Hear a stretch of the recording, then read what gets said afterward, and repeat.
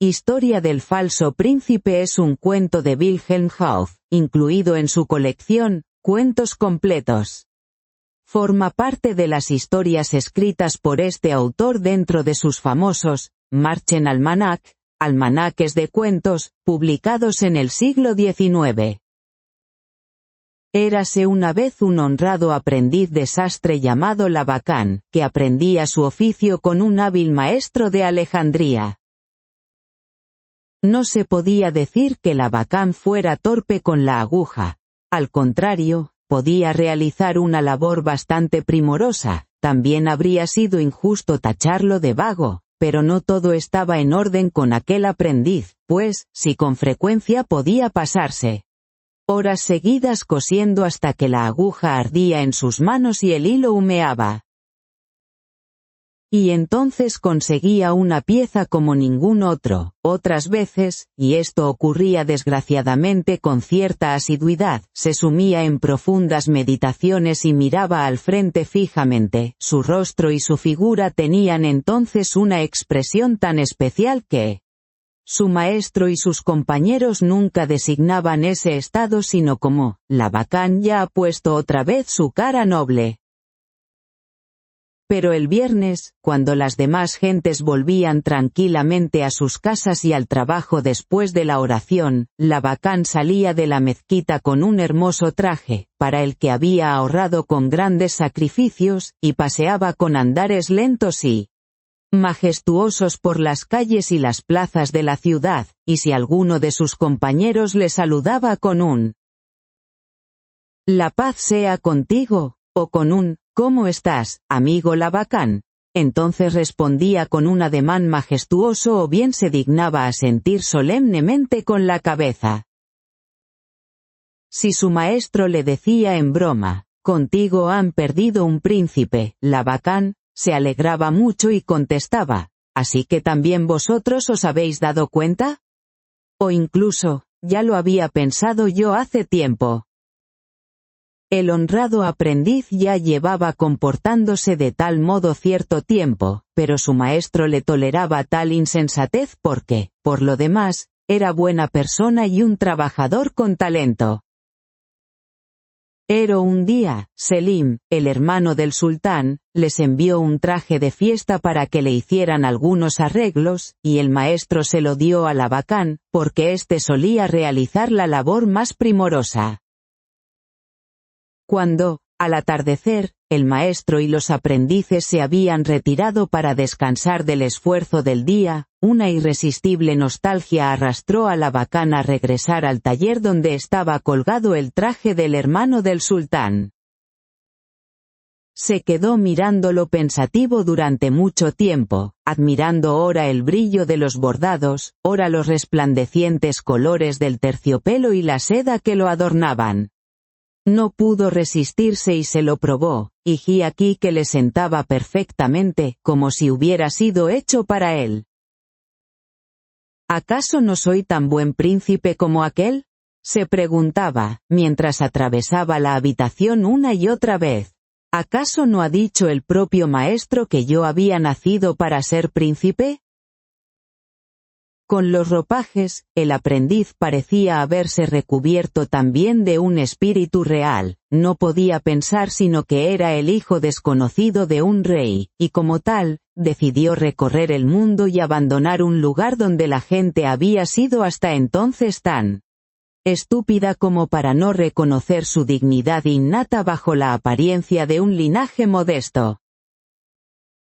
El lujoso traje le parecía enviado por un hada benéfica, por lo que se libró muy bien de desdeñar un regalo tan precioso. Recogió su escaso caudal y, favorecido por la oscuridad de la noche, atravesó las puertas de Alejandría.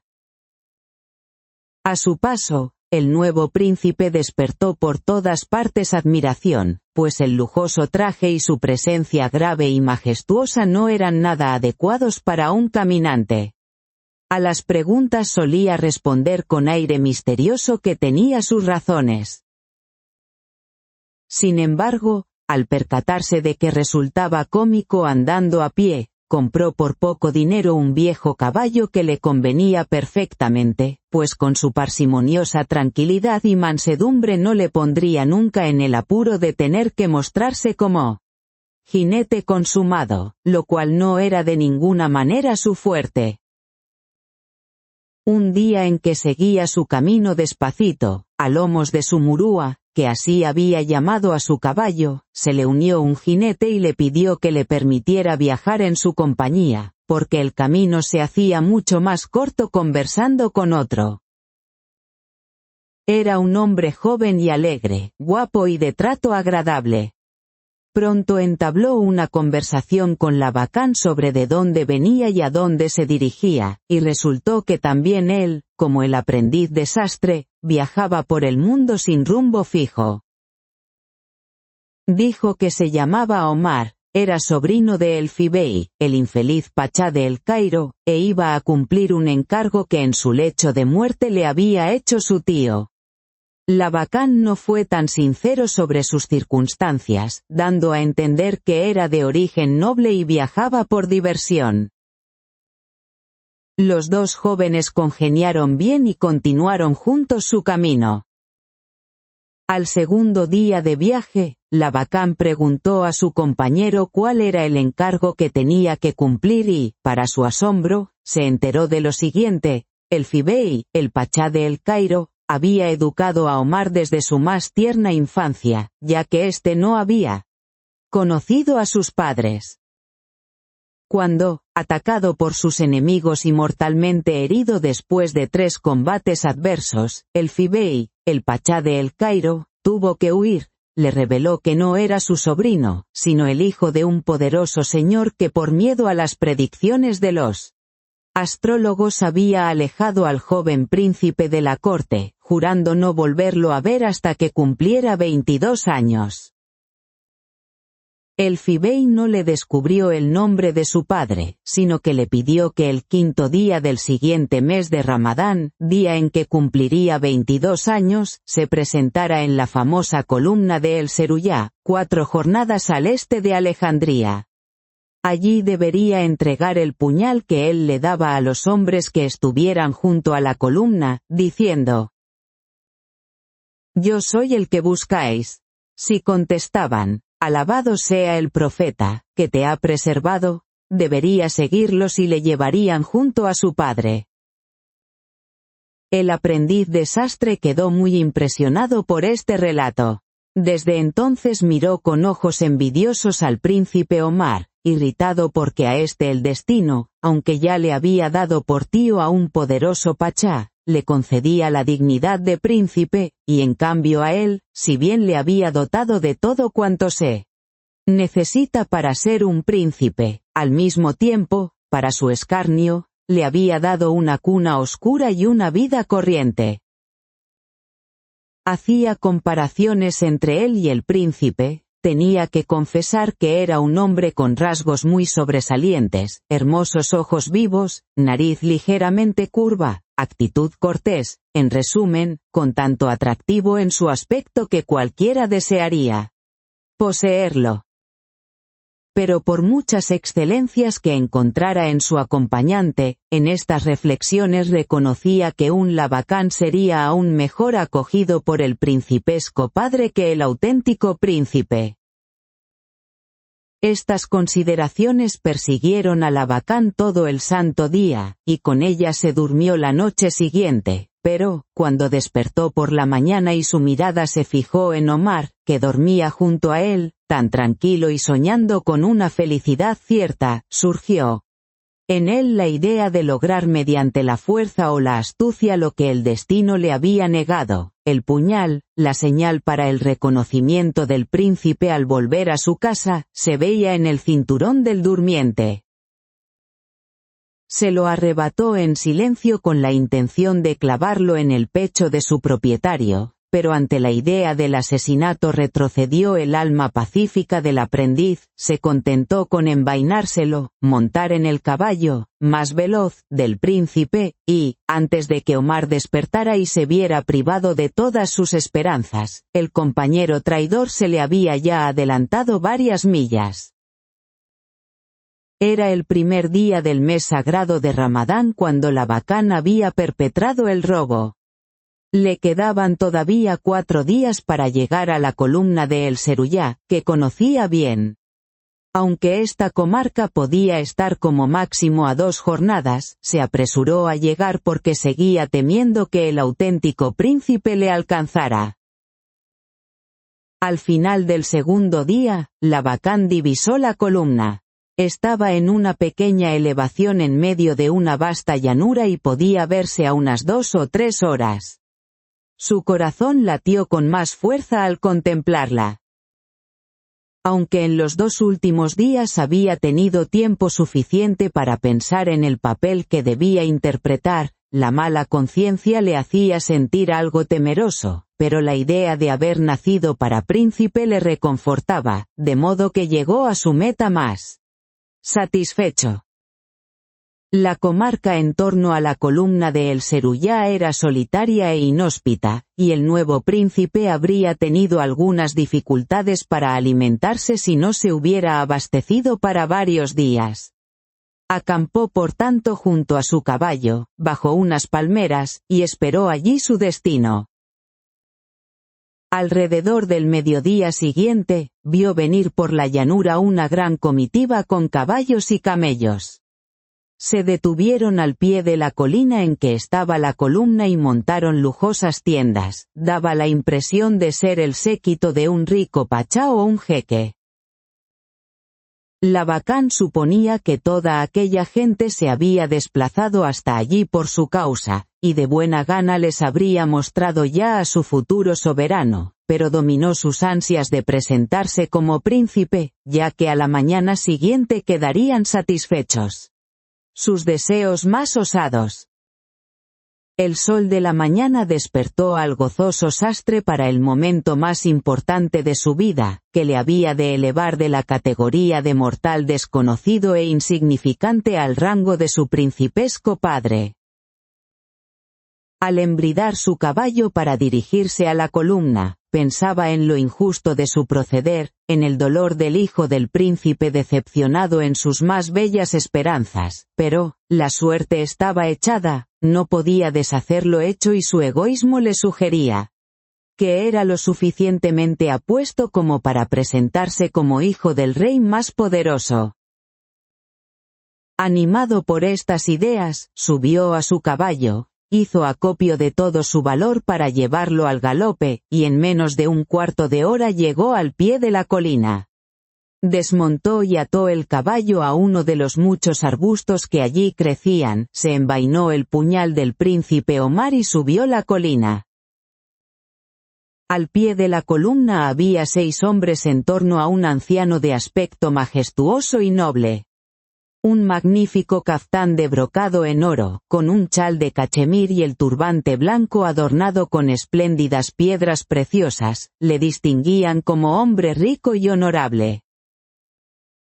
A él se dirigió Labacán, se inclinó profundamente y dijo, mostrando el puñal, «Yo soy el que buscáis». «Alabado sea el profeta, que te ha preservado», respondió el anciano con lágrimas de alegría. «Abraza a tu viejo padre, mi querido hijo Omar».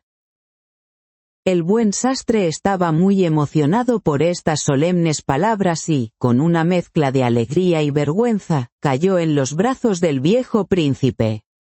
Pero solo un instante había de gozar del éxtasis no enturbiado de su nuevo estado. Al separarse de los brazos del anciano, vio un jinete que se aproximaba por la llanura en dirección a la colina. El jinete y su caballo ofrecían una curiosa imagen. El caballo parecía no querer avanzar, por terquedad o por cansancio, y llevaba una marcha atropellada que no era ni paso ni trote, mientras el jinete le obligaba con manos y pies a ir más veloz.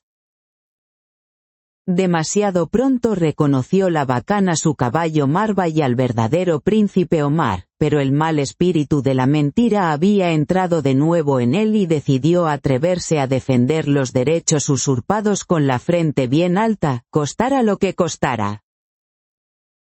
Ya en la lejanía se había visto al jinete hacer señas, y ahora había llegado al pie de la colina, a pesar del mal trote de Marva, se arrojó del caballo y se lanzó monte arriba.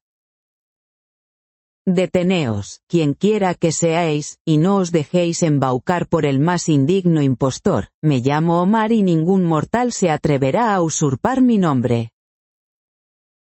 En los rostros de los presentes se dibujó un profundo asombro por este cambio de situación. Sobre todo el anciano pareció muy afectado, mirando sin comprender ya a uno, ya a otro. Con tranquilidad trabajosamente fingida habló la bacán. Bondadoso Padre y Señor, no os dejéis confundir por este hombre, que, por lo que sé, es un aprendiz de sastre de Alejandría privado de la razón, llamado Labacán, que más merece nuestra compasión que nuestra cólera.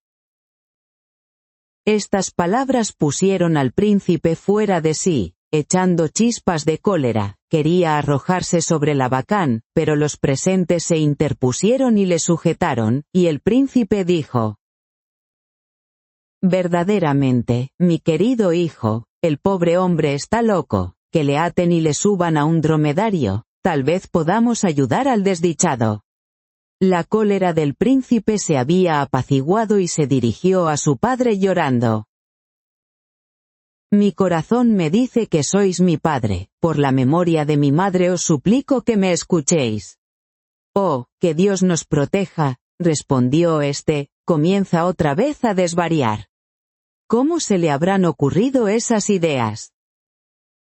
Después cogió del brazo a Labacán y bajó la colina apoyado en él, montaron ambos en hermosos corceles enjaezados con ricas gualdrapas y cabalgaron por la llanura a la cabeza del cortejo. Al desdichado príncipe, en cambio, le ataron las manos y le subieron sobre un dromedario. 2 jinetes iban continuamente a su lado vigilando sus movimientos. El anciano era Saud, el sultán de los wahabíes. Había vivido muchos años sin descendientes y, después de haberlo deseado tanto tiempo, le nació un príncipe. Sin embargo, los astrólogos a los que consultó qué destino esperaba al niño le auguraron que hasta los 22 años estaría en peligro de ser suplantado por un enemigo. Por ello, para estar bien seguro, el sultán había enviado al príncipe a su antiguo e incondicional amigo, el Fibei, para que le educara, y durante 22 dolorosos años se había privado de su presencia. En el camino, el sultán había referido esto a su supuesto hijo y se había mostrado extraordinariamente satisfecho con su gentileza y su conducta digna. Cuando llegaron al país del sultán, fueron recibidos con vítores por sus habitantes, pues el rumor de la llegada del príncipe se había extendido como la pólvora por todos los pueblos y ciudades. En las calles por las que pasaban habían dispuesto arcos de flores y ramas, espléndidos tapices de todos los colores adornaban las casas, y el pueblo glorificaba a Dios y a su profeta, que les habían enviado un príncipe tan bello. Todo esto llenaba de éxtasis el corazón del orgulloso sastre, tanto más desdichado había de sentirse el verdadero Omar, que seguía a la comitiva atado, en muda desesperación. En medio del júbilo general, nadie se ocupaba de él, el nombre de Omar lo pronunciaban repetidamente miles de voces, pero a él, al que realmente tenía derecho a ese nombre, nadie le tenía en cuenta. A lo sumo, alguno que otro preguntaba a quién conducían atado de ese modo, y en sus oídos resonaba terriblemente la respuesta de sus acompañantes, que era un sastre loco. El cortejo había llegado a la capital, donde todo se había preparado para recibirle aún con más esplendor que en el resto de las ciudades. La sultana, una venerable anciana, los esperaba con toda su corte en el salón más suntuoso del palacio. El suelo estaba cubierto con una alfombra, y las paredes, adornadas con telas de color azul pálido, que colgaban de grandes broches de plata con borlas y lazos dorados. Era ya de noche cuando llegó la comitiva, por lo que en el salón había encendidas muchas lámparas redondas de colores, que iluminaban la noche como si fuera el día. Pero con el máximo color y brillo resplandecían en el fondo del salón, donde la sultana estaba sentada sobre un trono. El trono se elevaba sobre 4 gradas y estaba recubierto con oro y con grandes amatistas. Los 4 emires más destacados sostenían un baldaquín de seda roja sobre la cabeza de la sultana, y el jeque de Medina la abanicaba con un abanico de blancas plumas de pavo real. Así esperaba la llegada de su esposo y su hijo, al que no había visto desde su nacimiento, pero que en sueños se le había mostrado tantas veces que le reconocería entre 1000.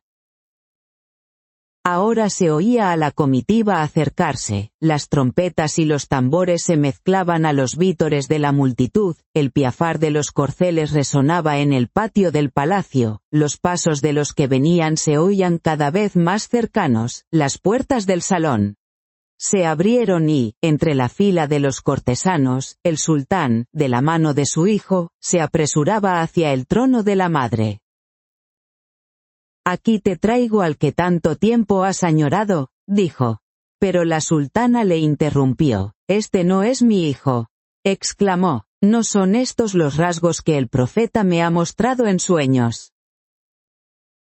Y aquí que cuando el sultán se disponía a reprocharle su superstición, la puerta del salón se abrió, y el príncipe Omar irrumpió seguido por sus guardianes, de los que se había librado empleando todas sus fuerzas, sin aliento, se arrojó delante del trono.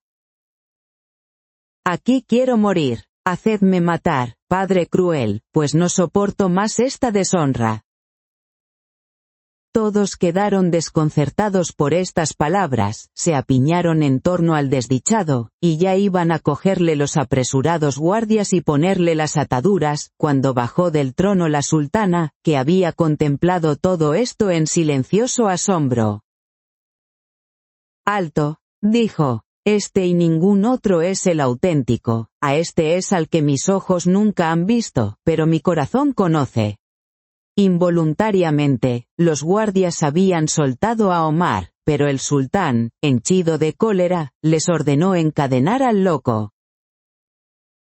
«Yo soy el que tiene que decidir», dijo con voz altiva, «y aquí no nos regimos por los sueños de las mujeres, sino por señales ciertas e innegables. Este de aquí es mi hijo», y señaló a Labacán, «pues me ha traído la señal distintiva de mi amigo Elfi, el puñal». «Lo que ha hecho es robarlo», gritó Omar, «ha abusado de mi confianza sin recelo para traicionarme».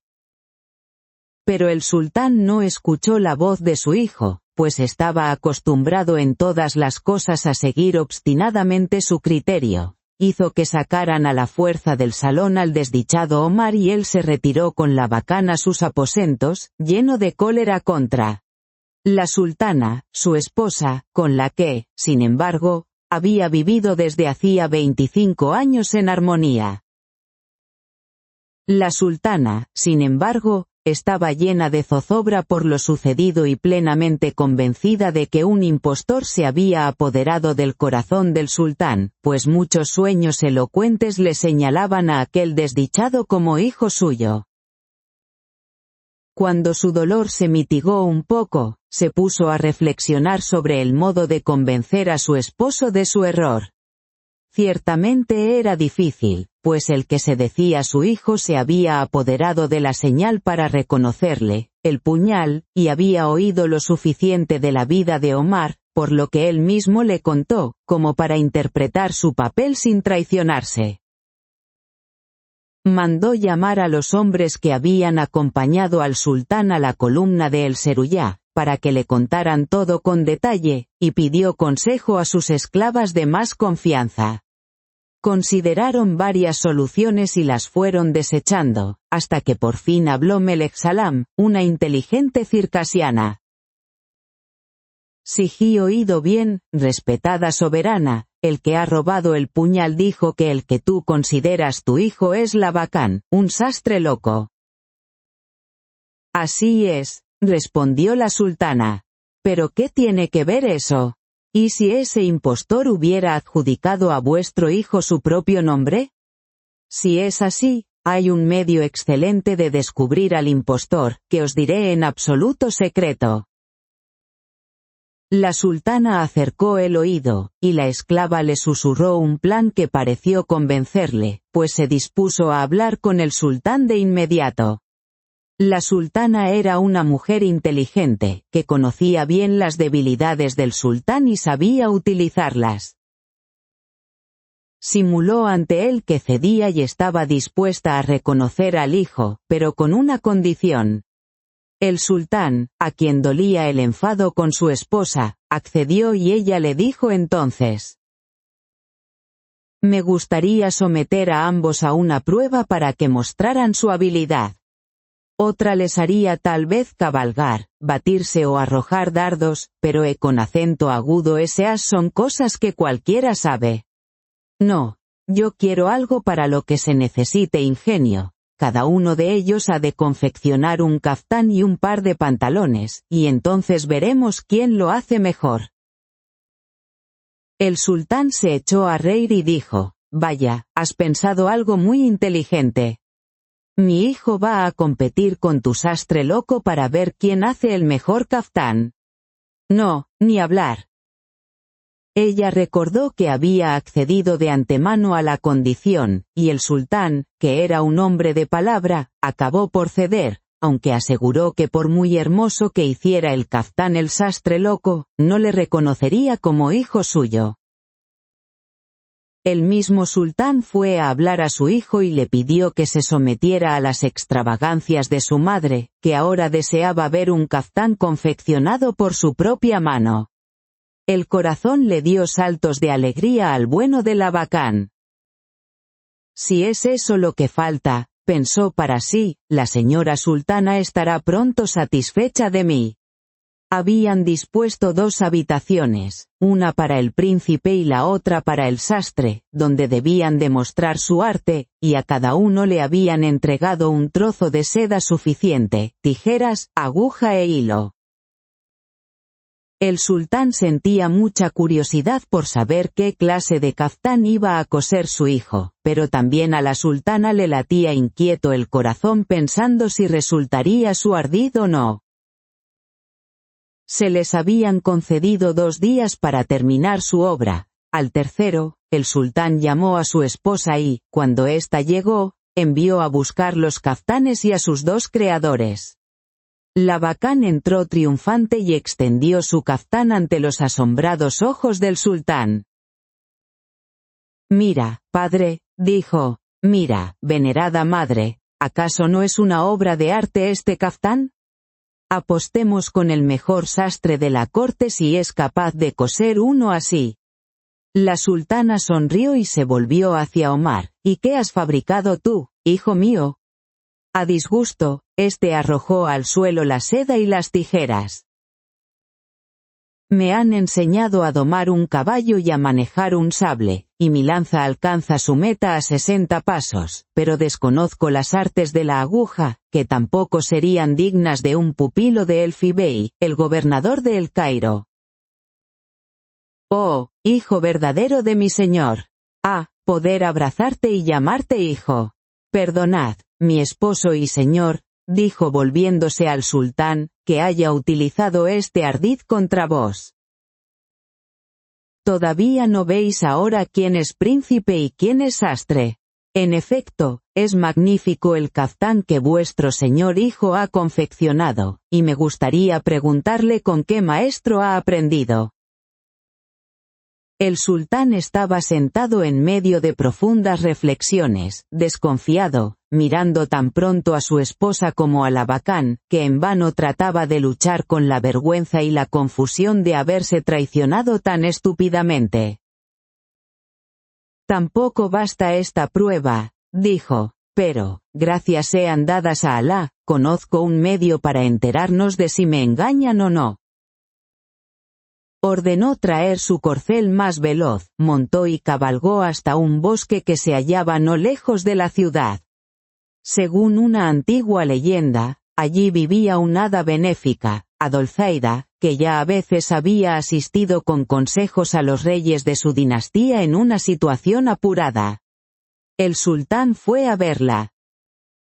En medio del bosque había un claro, rodeado de altos cedros. Allí vivía el hada, según la leyenda, y pocas veces pisó el lugar un mortal, pues existía cierto temor, heredado de padres a hijos desde tiempos antiguos. Cuando el sultán llegó allí, desmontó, sujetó su caballo a un árbol y se colocó en medio, hablando con voz alta. Si es cierto que has dado consejos benéficos a mis padres en las situaciones difíciles, no desoigas el ruego de su nieto y aconséjame allí donde la razón humana es demasiado poco perspicaz. Apenas había pronunciado las últimas palabras, cuando uno de los cedros se abrió y apareció una mujer cubierta con un velo, con largos ropajes blancos. Sé por qué has venido a mí, Sultán Saoz. Tu deseo es justo y por ello te voy a ayudar. Toma estas 2 cestitas. Haz que elijan los 2 que pretenden ser hijos tuyos. Sé que el que es tu hijo auténtico no dejará de elegir la adecuada. Así habló la velada y le entregó 2 cestitas de marfil, adornadas con oro y perlas. Sobre la tapa, que el sultán en vano trató de levantar, había inscripciones con diamantes incrustados. Cuando cabalgaba de regreso, el sultán pensaba qué podría haber en las cestitas, que no lograba abrir. Tampoco la inscripción le dio mucha luz sobre el asunto, pues una decía, honor y gloria, y la otra, felicidad y riqueza. El sultán consideraba que a él le resultaría difícil la elección entre estas 2 cosas, igual de atractivas, igual de seductoras. De vuelta a su palacio, hizo llamar a la sultana y le comunicó la sentencia del hada. Se apoderó de ella la esperanza maravillosa de que el elegido de su corazón escogería la cestita que iba a probar su origen real. Delante del trono del sultán se colocaron 2 mesas, sobre las que el sultán puso con su propia mano las 2 cestitas. Subió luego al trono e hizo seña a uno de sus esclavos para que abriera la puerta del salón. Una brillante asamblea de pachás y emires del reino, a los que el sultán había convocado, se aproximaron por la puerta abierta y se acomodaron en lujosos cojines situados a lo largo de la pared. Cuando todos se habían sentado, el rey hizo otra indicación y se introdujo a Labacán. Atravesó el salón con paso orgulloso, se arrodilló ante el trono y dijo, «¿Qué ordena mi padre y señor?» El sultán se levantó de su trono y dijo, «Hijo mío, hay dudas sobre la legitimidad de tus pretensiones a este nombre. Una de aquellas cestitas contiene la confirmación de tu auténtica cuna. Elige, no dudo de que elegirás la adecuada». Labacán se levantó y se acercó a las cestas, dudó mucho tiempo cuál debía elegir y al final dijo, «Honorable padre, ¿qué puede haber más elevado que la felicidad de ser tu hijo, más noble que la riqueza de tu bondad? Elijo, pues, la cestita que muestra la inscripción, felicidad y riqueza. Después sabremos si has elegido bien. Mientras tanto, siéntate ahí, en el cojín, al lado del pachá de Medina», dijo el sultán, haciendo una señal a su esclavo. Trajeron a Omar, su mirada era sombría, su aspecto triste, y su aparición despertó entre los presentes general simpatía. Se arrojó ante el trono y preguntó qué deseaba el sultán. Este le indicó que debía elegir una de las cestitas, y él se levantó y se acercó a la mesa. Leyó con atención las 2 inscripciones y dijo, «Los últimos días me han enseñado cuán insegura es la felicidad, cuán pasajera la riqueza, pero me han enseñado también que en el pecho del valiente habita un bien indestructible, el honor, y que el astro brillante de la gloria no pasa al mismo tiempo que la felicidad, y si tuviera que renunciar a una corona, siguen en juego, honor y gloria, yo os elijo. Puso su mano en la cesta que había elegido, pero el sultán le ordenó detenerse, indicó también a Labacán que se situara junto a su mesa y también éste puso la mano en su cesta. El sultán hizo traer una copa de agua de la fuente sagrada de Zemzem, en la Meca, alzó sus manos en oración, dirigiendo su rostro hacia oriente, se arrodilló y rezó. Dios Padre, que desde hace siglos conservas puro y legítimo nuestro linaje.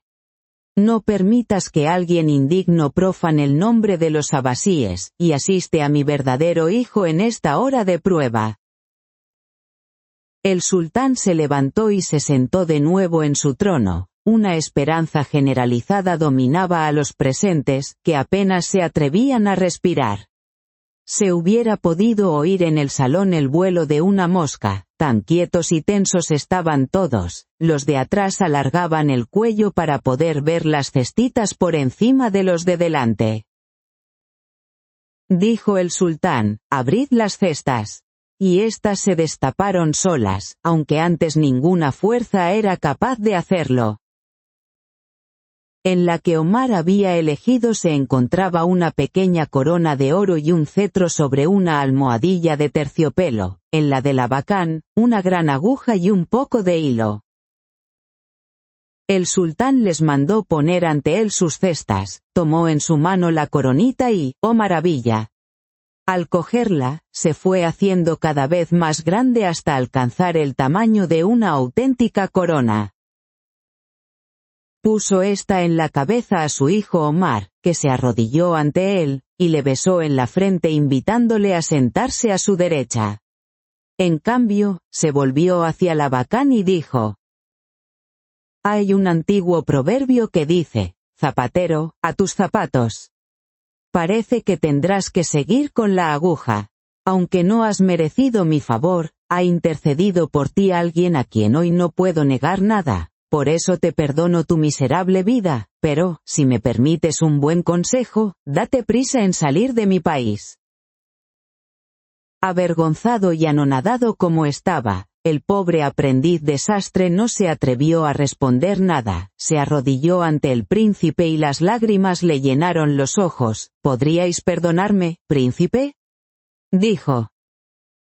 Fidelidad para el amigo y generosidad para el enemigo es el orgullo de los abasíes, respondió el príncipe haciéndole levantar. Vete en paz, hijo mío verdadero, exclamó emocionado el viejo sultán abrazándole. Los emires y pachás y todos los grandes del reino se pusieron en pie ante su asiento y prorrumpieron en gritos de «Salve al nuevo hijo del rey». En medio del alborozo general, Labacán se esfumó del salón con su cestita bajo el brazo. Bajó a los establos del sultán, embridó su caballo Marva y cabalgó hacia la puerta en dirección a Alejandría. Toda su vida de príncipe se le antojó un sueño, y únicamente la cestita, ricamente adornada con perlas y diamantes, le recordaba que no había soñado. Cuando llegó de nuevo a Alejandría, pasó ante la casa de su antiguo maestro, se detuvo, ató su rocín a la puerta y entró en el taller. El maestro, que no le reconoció de inmediato, hizo una gran reverencia y le preguntó en qué podía servirle, pero, cuando miró mejor al recién llegado y reconoció a su viejo Labacán, llamó a sus aprendices y oficiales, y todos se lanzaron sobre él. Pobre Labacán, que no esperaba tal recibimiento, y le golpearon con hierros y varas, le pincharon con agujas y le torturaron con las puntiagudas tijeras, hasta que cayó agotado sobre un montón de trajes viejos. Y, mientras estaba allí caído, el maestro le lanzó un sermón sobre el traje robado. En vano aseguró Labacán que había regresado solo para restituirlo, en vano le ofreció el triple para pagar los daños. El maestro y sus aprendices volvieron a la carga, le golpearon con fuerza y le echaron fuera. Deshecho y desgarrado, subió a su caballo Marva y se dirigió a un lugar de descanso de caravanas. Allí reposó su cabeza cansada y golpeada, y reflexionó sobre las penas de este mundo, sobre los méritos no reconocidos y sobre la vanidad y fugacidad de todos los bienes. Se durmió con la decisión de renunciar a toda grandeza y convertirse en un honrado ciudadano. Y al día siguiente se mantuvo en su decisión, pues las pesadas manos del maestro y de sus aprendices parecían haberle arrancado toda la majestad. Por un precio elevado vendió su cesta a un joyero, se compró una casa y puso un taller de sastrería. Cuando había arreglado todo bien y había colgado ante su ventana un cartel con la inscripción, Labacán, maestro sastre, se sentó y comenzó a remendar el traje que tan ferozmente le había destrozado su maestro, con la aguja y el hilo que encontró en la cestita.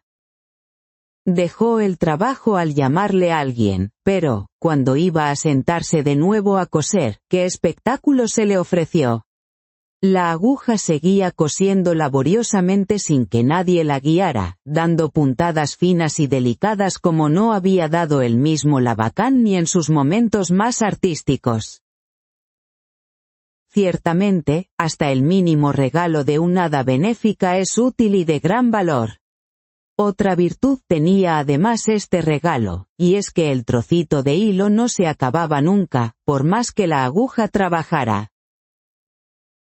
Muchos clientes tuvo Labacán, y pronto fue el más famoso sastre en muchas leguas a la redonda, cortaba las prendas y daba la primera puntada con la aguja, que en un santiamén seguía trabajando sin detenerse hasta que estaba cosida por completo. El maestro Labacán tuvo pronto a toda la ciudad como cliente, pues trabajaba bien y extraordinariamente barato, solo por una cosa meneaba la cabeza la gente de Alejandría y era porque trabajaba sin ningún aprendiz y a puerta cerrada.